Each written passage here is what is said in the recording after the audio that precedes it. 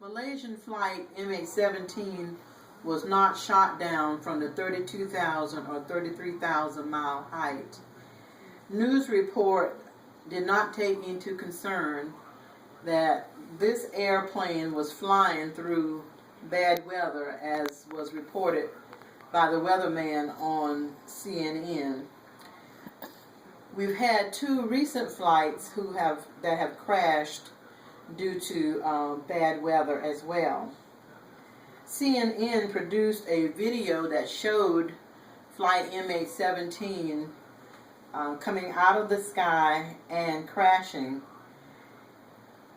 That video proves that the plane was not shot down from the reported 32,000 or 33,000 mile height. The truth behind this down flight is being overlooked. There has been a rush to judgment without experts telling and providing information about what actually caused the crash.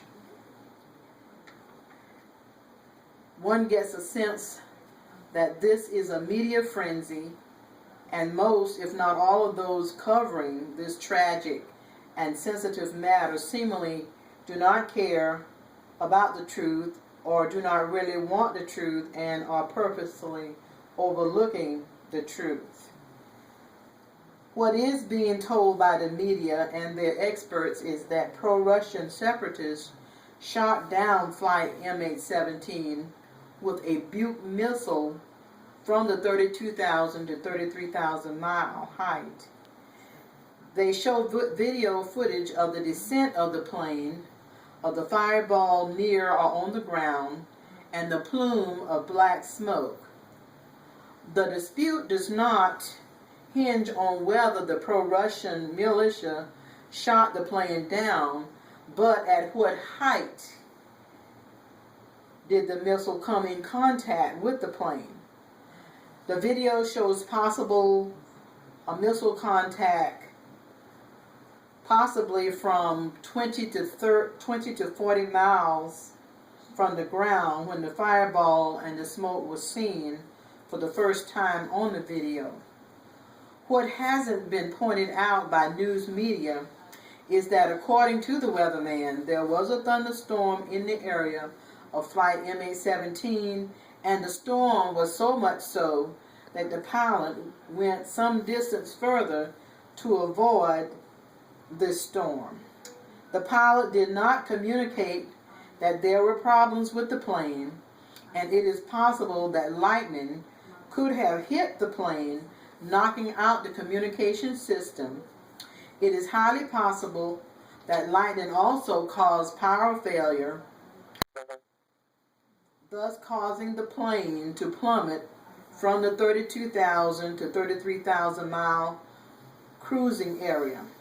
News media reported that a female resident in the area of the crash told her husband about the strange looking intact airplane.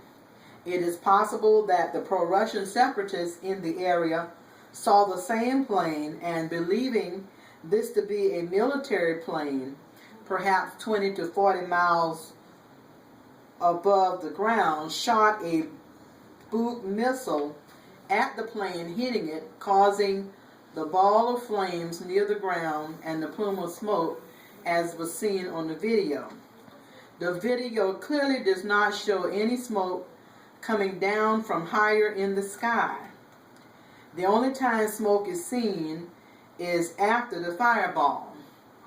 Also, the intact plane is seen well below the clouds and not above the clouds, which this plane would have been had it been at the 32,000 to 33,000 mile height. The video does not show any debris falling from higher in the sky. The above being said, there is absolutely no way that the pro-Russian militia caused the descent of flight MH17 from the 32,000 to 33,000 mile height. It is possible that lightning also caused that airplane to crash. One expert said that since the tail of the plane was found so close to the wreckage, this means that the tail did not fall off at the 32,000 or 33,000 mile height, but at a much lower height. If the Buk missile had knocked the tail off the plane at the 32,000 or 33,000 mile height, the tail would have been further away from the wreckage. If the Buk missile are heat censored and are heat seeking, then why would the media experts say the missile might have hit the tail as opposed to the fuselage, where there would be more heat? Media and their experts have not mentioned whether radar showed a missile in the area of the plane. Also, there was recorded conversation between pro-Russian militia showing some other group that the plane they shot down, they thought it was a military plane, and this recording showed they were surprised and shaken by the fact that it was a civilian plane. The media have not said whether lightning showed up on the radar in the area of the plane.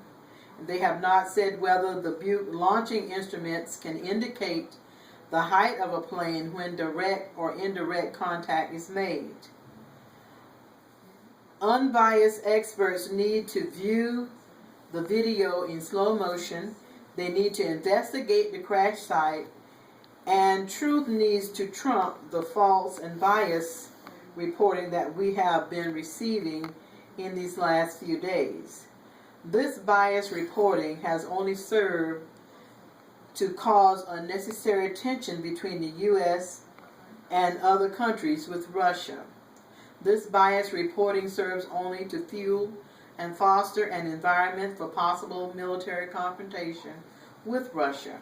Why place our military personnel in harm's way based upon irresponsible, unprofessional, and biased reports? It is now time for the truth to trump the unbiased reporting of this down flight.